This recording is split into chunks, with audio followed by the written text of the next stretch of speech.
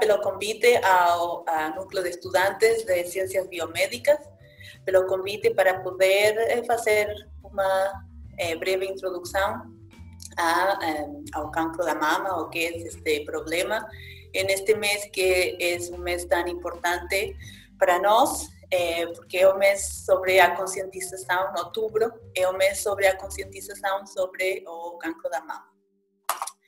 Então, esta doença é uma doença que tem grande incidência na população feminina. Então, temos aqui um gráfico que foi obtido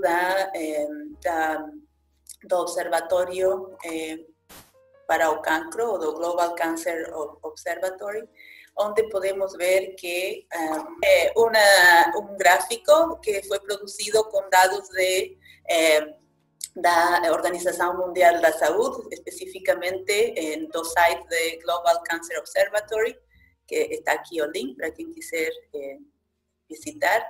E aqui o que podemos ver é a dramática diferença em incidência nas barras azuis do cancro da mama, em comparação na população feminina, em comparação com os outros tipos de cancro.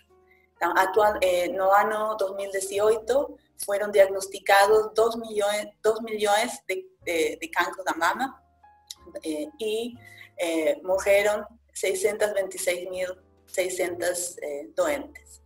Então, vemos que, por um lado, podemos extrair informação positiva, que é o que face a esta incidência brutal de cancro da mama, nós temos níveis de morte que são semelhantes a outros tipos de cancro. Isto significa o quê? Que os tratamentos para o cancro da mama têm evoluído e são, em comparação, muito mais satisfatórios.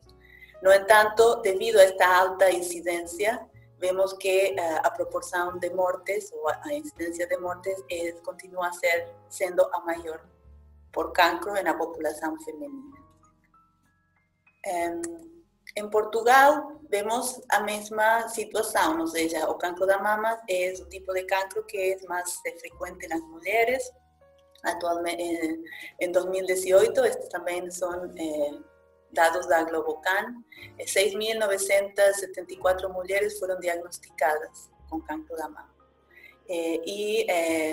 Aqui também estes dados são reforçados no site da Liga Portuguesa contra o Cancro, e, de facto, 11 novos casos por dia são diagnosticados e 4 mulheres por dia morrem desta doença. Isto significa que nós temos que não só investigar e dirigir os esforços para melhorar os tratamentos, mas também temos que ser cientes de investigar quais os fatores de risco e entender como é que nós podemos prevenir em algumas situações ou trabalhar algumas situações que aumentam o nosso risco de contrair a doença. No caso dos homens, o cancro da mama existe. No entanto, a proporção é do 1% de todos os cancros diagnosticados. Então, esta é uma proporção muito baixa. No entanto, é importante ter em consideração que, quando se apresenta nos homens, os homens ligam muito mais tarde, porque é considerada esta uma doença da mulher. Então, quando é diagnosticado, já é diagnosticado em um estadio muito avançado, e os tipos de tumores costumam ser de maior grau. Isso significa que são mais agressivos. É por isso também necessário conscientizar de que esta doença pode se apresentar, se bem com muita menor incidência, também pode aparecer nos homens. No caso dos homens, o risco está associado a componentes familiares, a mutações nos genes BRCA, por exemplo, desbalanços hormonais e exposição à radiação. Nas mulheres, os riscos são mais variados e podemos dividir os fatores de risco em duas classes. O risco que nós não podemos mudar. ¿Sí? Então, o que é? A idade. O diagnóstico do cancro da mama é muito mais frequente em mulheres pós-menopáusicas ou depois dos 50 anos.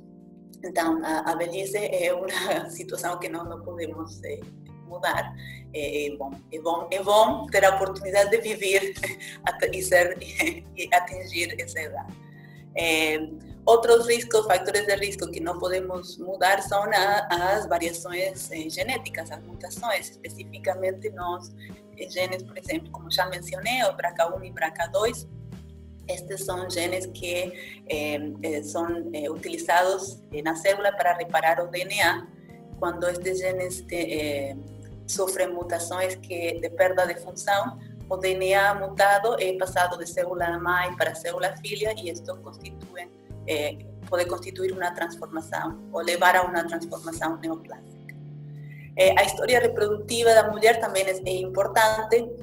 ¿Por quê? Porque se o período menstrual se inicia a idades muito tempranas e acaba em idades muito adultas, maiores, então a exposição às hormonas ováricas acontece por um período mais prolongado e é precisamente a exposição a estas hormonas ováricas que produzem ou induzem a proliferação das células mamárias, que é um risco para o desenvolvimento do cancro.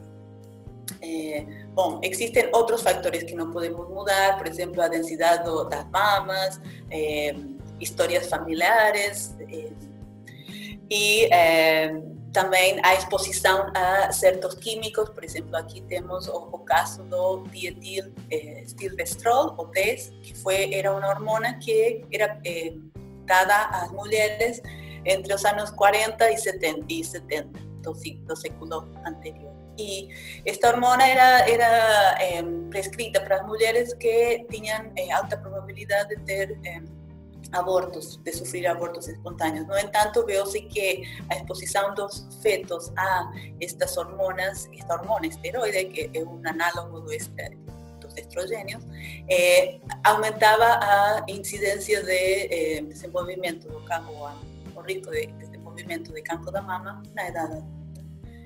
Bom, então estas situações, a exposição dos nossos pais a diferentes carcinogênicos, nós não podemos controlar. Mas existem fatores de risco e aqui saliento que são fatores de risco, ou seja, não significa que por nós termos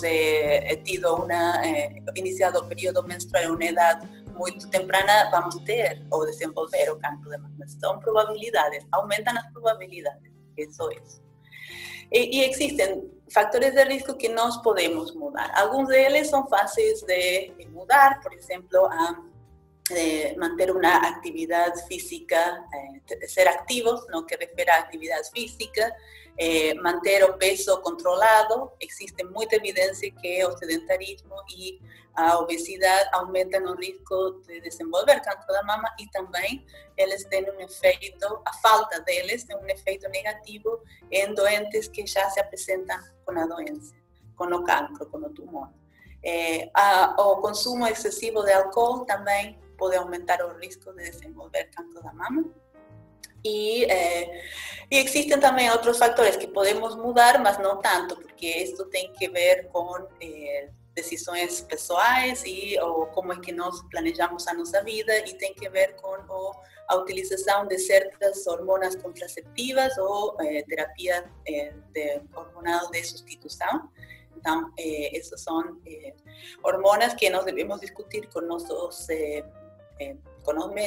médico, quais são os benefícios e os riscos de tomar estas hormonas, e também a nossa história reprodutiva. Existe muita evidência que ter uma primeira gravidez depois dos 30 anos e não amamentar pode aumentar também o risco de desenvolver o cancro. Então, acho que sobre estes fatores de risco que nós podemos mudar de forma muito fácil, por exemplo, o exercício físico e a nossa dieta, existe muito trabalho muito sério feito por um painel de expertos, e recomendo quem estiver interessado em aprofundar sobre o tema e ler estatísticas, ler números. Então, o risco aumenta, mas quanto? Por exemplo, para a obesidade, o risco aumenta em 13%. ¿sí? En qué etapa da vida. Então, existem estes relatórios. O último foi do ano 2018, onde estos expertos avalian evidencia científica sobre trabalhos de investigação que estudaram em diferentes níveis, nível molecular, celular, epidemiológico, ou como diferentes nutrientes podem influenciar o consumo de álcool, por exemplo, ou exercício físico pode influenciar o risco de cancro da mama. Este es un relatorio muy interesante y está baseado no só em evidências científicas, mas o análisis da informação está feito de forma estatística. ¿Sí? Então, estamos a falar de significância estatística. Ok, então acho que aqui consegui cobrir os principais aspectos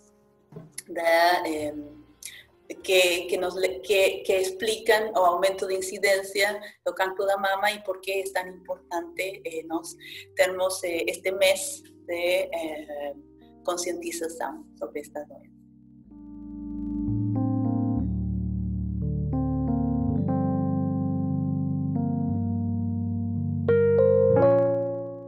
Bom, no IBIMED estamos a desenvolver em paralelo duas linhas de investigação que se podem dividir a primeira tem de acordo com os objetivos. Então, temos uma linha de investigação que tem como objetivo a prevenção e para isso o que estamos a fazer o que nós fazemos é estudar o processo de diferenciação da mama normal.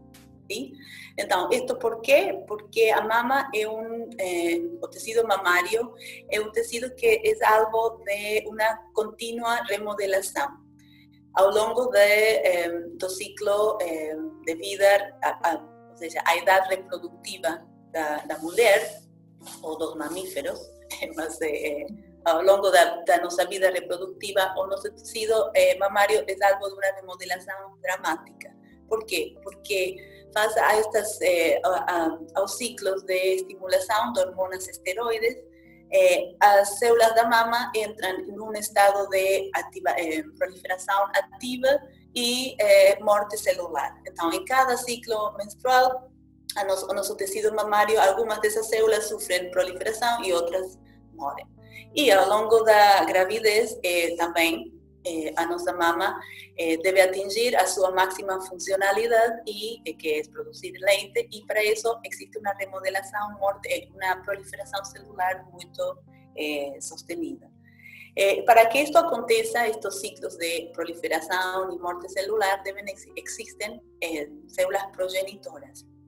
E estas células progenitoras são as células que permiten ao tecido ter estes ciclos contínuos. Estas células progenitoras podem ser alvo de mutações genéticas, por exemplo, e esta transformação e a aquisição e acumulação de mutações genéticas pode alterar a sua diferenciação normal e desenvolver em uma neoplasia. Sim? Então, nós estudamos na glândula mamária quais são as vias de sinalização que têm potencial oncogênico para poder, e que eventualmente, quando estas vias são alteradas, podem desenvolver em uma neoplasia. Então, essa é a linha de investigação base. E, em complemento a esta investigação, o nosso interesse é ver como é que a obesidade e uma dieta rica em gorduras e gorduras saturadas qual a influência destas dietas nestas vias de sinalização com potencial oncogênico. Então, esta é uma linha de investigação básica e o conhecimento que nós produzimos serve para poder avançar em modelos e mecanismos que deviam ser estudados a nível populacional, ¿sí? E em tecidos e material de origem humano. As nossas investigações são feitas em modelos in vitro e também em alguns modelos animais.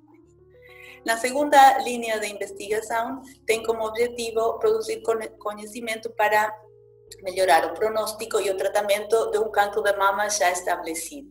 Então, nesta linha de investigação, nós focamos o estudo na resistência à terapia hormonal. E aqui, só para explicar brevemente, a terapia hormonal tem como alvo receptores de hormonas esteroides, como o estrogênio, que son receptores que cuando activados son utilizados pelas células tumorais para ativar respostas de proliferação e sobrevida. Então, a terapia hormonal tem como objetivo bloquear a activação destes receptores para, desta forma, induzir a morte celular. E esta terapia é a mais comumente utilizada porque os tipos de tumor de câncer da mama mais diagnosticados com maior frequência dependem de hormonas esteroides para crescer.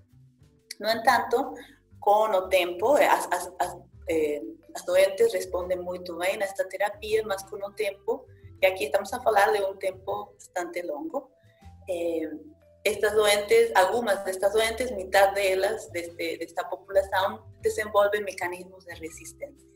E nesta situação, a doença já está em um estadio metastático e é muito mais difícil de tratar. Então, o nosso grupo estuda estes mecanismos. Nós queremos saber como é que se ativam estes mecanismos de resistência, queremos saber quais eles são e como é que podemos utilizar este conhecimento para poder predecir como será o curso da doença e desenvolver novos alvos terapêuticos. Então, estas são as duas linhas de investigação além destas linhas, também mantemos as colaborações com investigadores dentro e fora da UA para avaliar potencial terapêutico de novas drogas, nanomateriais e também estudar o efeito da modulação do sistema imune.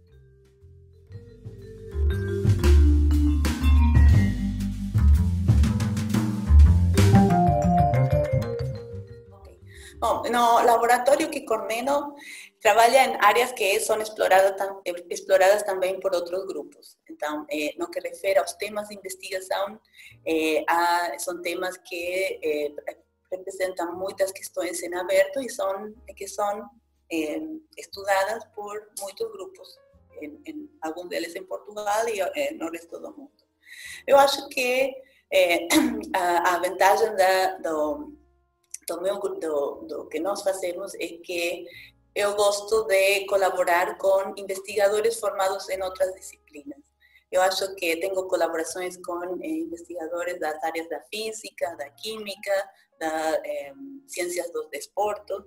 Acho que a multidisciplinaridade enriquece a investigação porque nós conseguimos ter visões diferentes para resolver estas questões. Não digo que esta seja uma característica distintiva do meu grupo, diferenciadora, existem investigadores que também fazem o mesmo, mas acho que na UA isto é muito facilitado, muito mais do que em outras instituições. Acho que devo dizer que na UA, a UA promove esta multidisciplinaridade.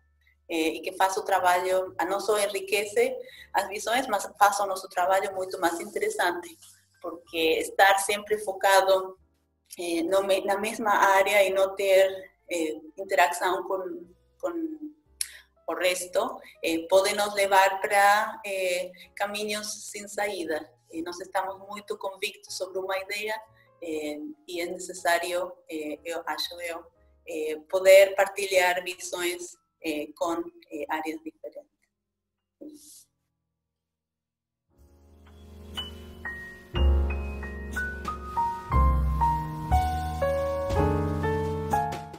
Acho que as dificuldades dividem-se pela idade, ou estadia, ou onde nos encontramos na nossa carreira.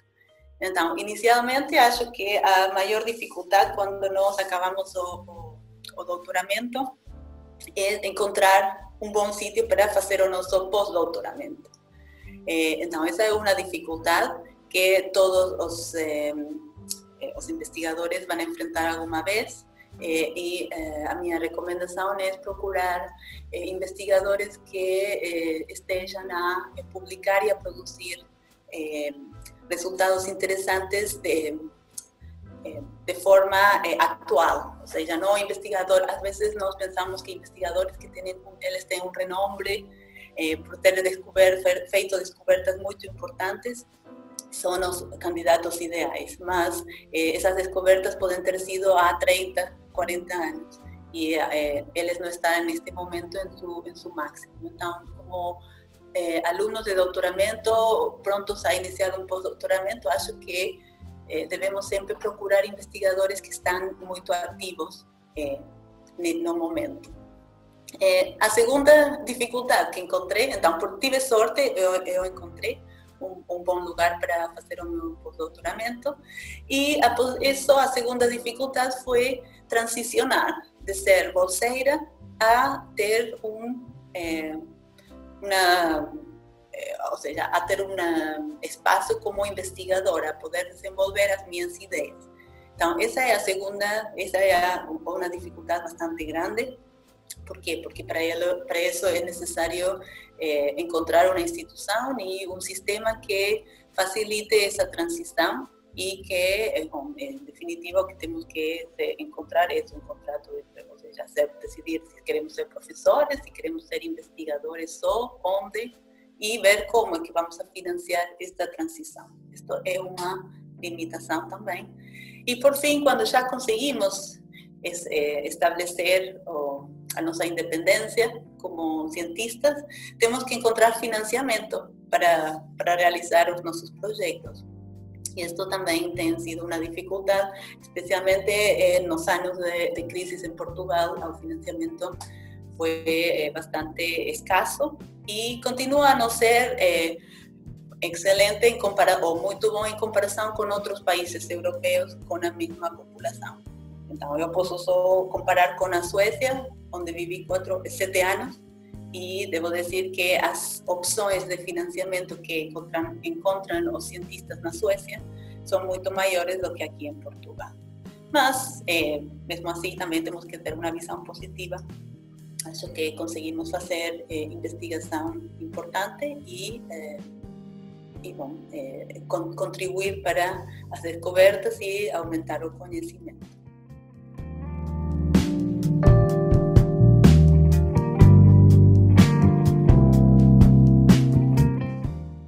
Eu sempre trabalhei em endocrinologia e cancro. Então, de facto, o meu projeto enquadra-se desde o início do meu percurso acadêmico. Eu estudei biologia, especializei-me em biologia molecular e celular, e já no mestrado, o meu tema de mestrado estava relacionado com receptores esteroides e o desenvolvimento da terapia hormonal. Então, devo dizer que iniciei o mestrado com a ideia pareceu-me um tema interessante. Eu conhecia praticamente nada sobre o tema, mas tive muita sorte de contar com orientadores excepcionais e no mestrado, no doutoramento, no pós-doutoramento, que sempre na mesma área. Então, sempre a minha área, e continuei a apaixonar-me, cada vez mais sabia, mais queria saber. E continuo na mesma área. Obviamente, temos avançado muito desde o meu mestrado até agora, mas a área continua a ser a mesma.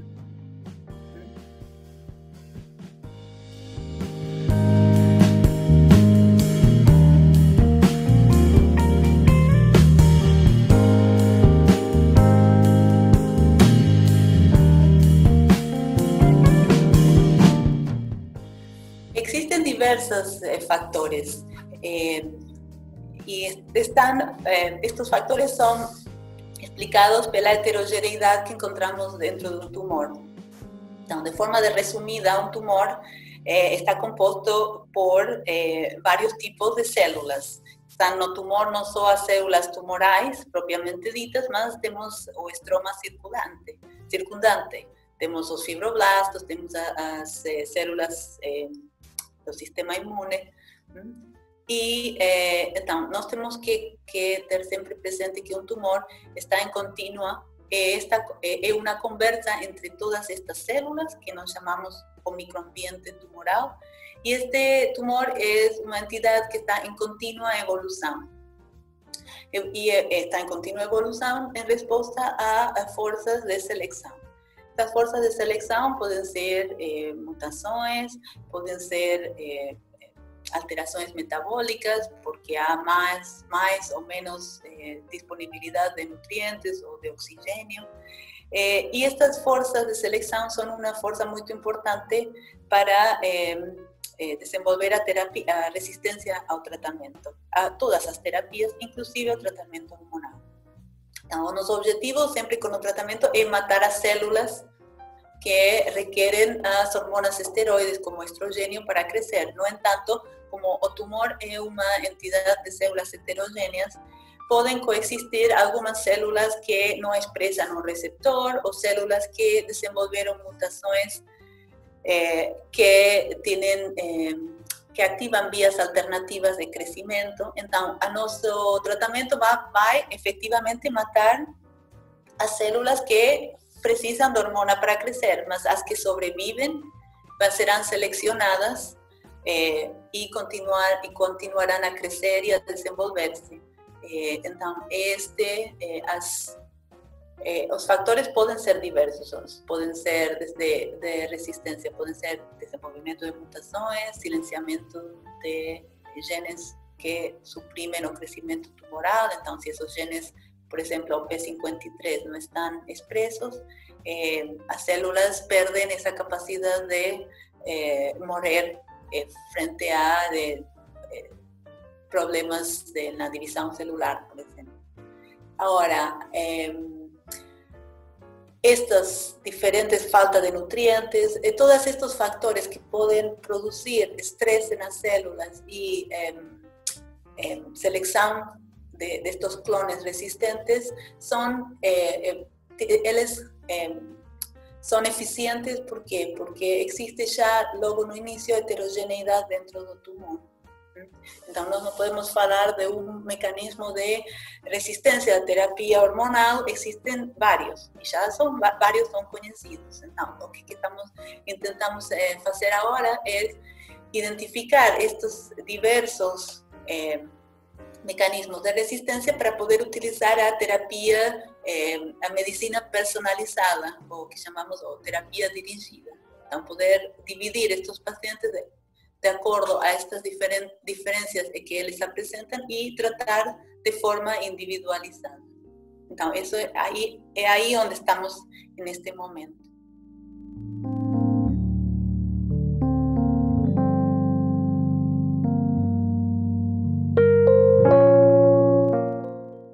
Então, por exemplo, temos a obesidade, a falta de exercício físico. Então, como é que eles aumentam o risco? Bom, um estado de obesidade ou sedentarismo aumenta o estado, leva a um estado conhecido como meta-inflamação.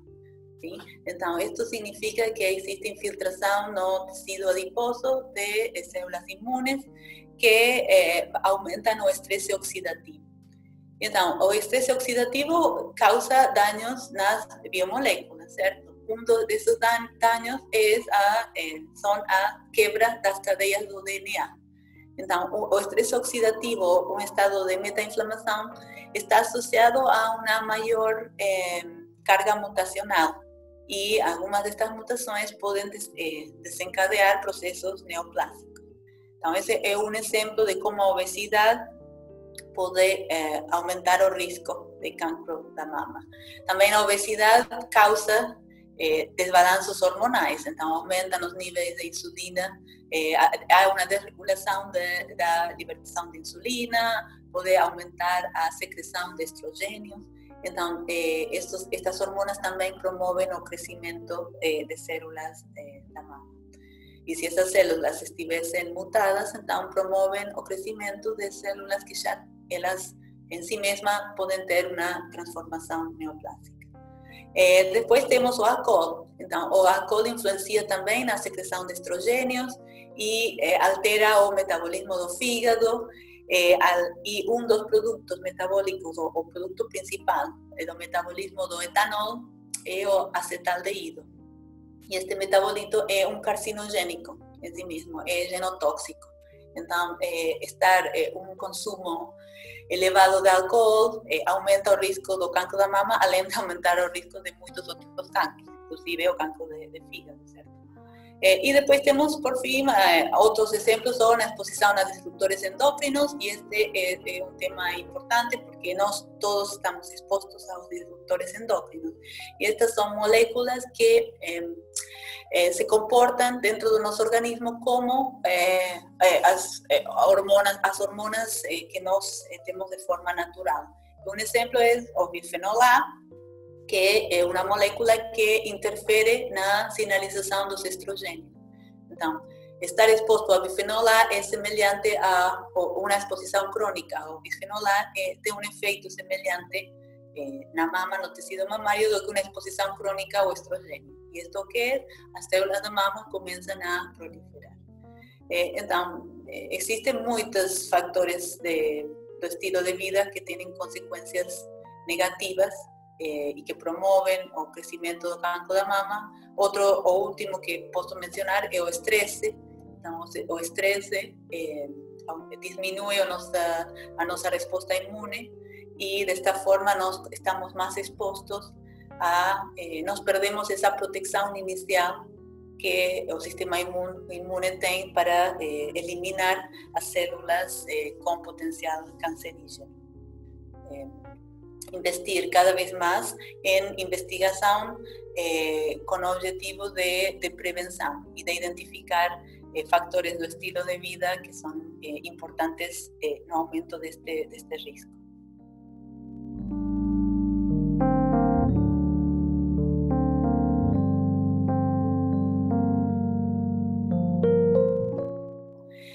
Então, a primeira é que vivimos mais, muito mais. Então, sendo o cancro da mama uma doença que é diagnosticada maioritariamente nas mulheres em idade pós-menopáusica, o facto de nós podemos vivermos mais tempo vai, indudablemente, aumenta a incidência. Outro aspecto é o facto de nós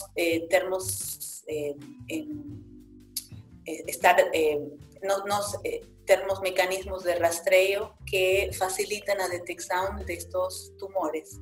Então, obviamente, se rastreamos uma população maior, vamos a ter a probabilidade de detectar estes tumores será maior. Então, estes são alguns dos fatores. Outros são fatores, aspectos hormonais.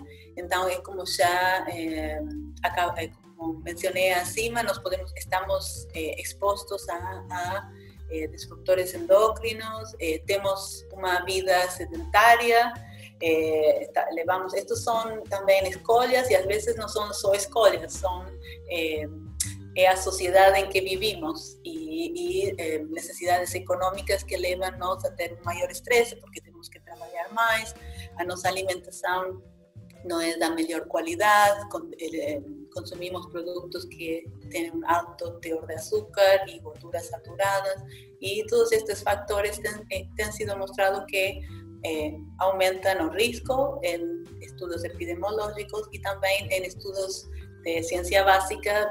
Mostra-se que aumentam a incidência de tumores em modelos animais. Então, isto também pode ser um fator que tem um peso negativo, tem tido um peso negativo nas últimas décadas. E, por último, também aspectos hormonais, como, por exemplo, que tem que ver também com o desenvolvimento da mulher. Então, nós podemos decidir quando e como e se queremos ter filhos. Então, se queremos tomar a pílula ou não queremos. Então, se queremos ter uma gravidez em uma idade mais avançada.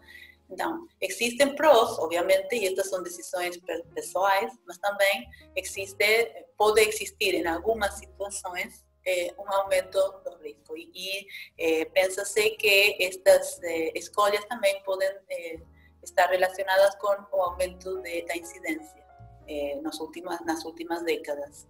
Então, só para fechar, não há um só factor, é uma série de fatores que podem ter diferente peso dependendo do indivíduo. Isso também não temos que esquecer. Então, somos todos indivíduos.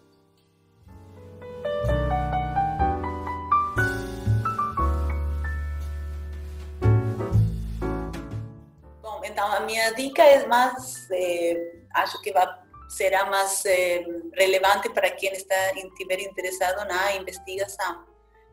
Porque, bom, esse foi o meu percurso e isso foi o que fiz toda a minha vida, investigação e ensino. Então, nunca trabalhei na indústria, então não posso falar sobre isso. E o conselho é que é um percurso que pode ser, às vezes, muito difícil, mas que tem momentos de uma extrema satisfação. Então, quando nós vemos a nossa hipótese, vemos que a nossa hipótese é comprovada de forma experimental, está aí o resultado e ver que o resultado é o que estávamos à espera.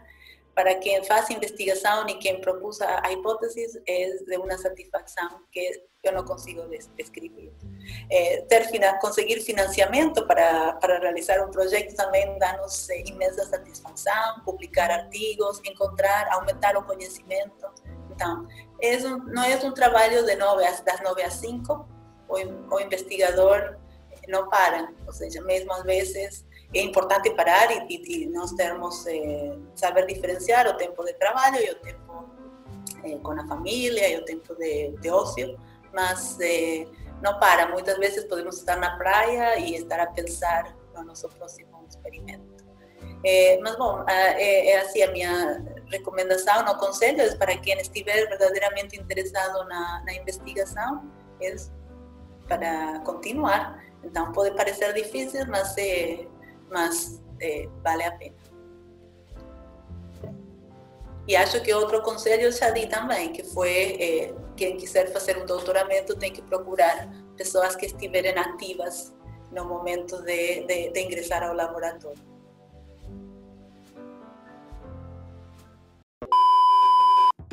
Não devia estar a fazer isto, a roubar desenhos da net, mas tem autorização, mas acho que... Bom, vamos fazer. Deixe-me aqui. Podemos começar novamente, porque aqui estou com problemas técnicos. Podemos...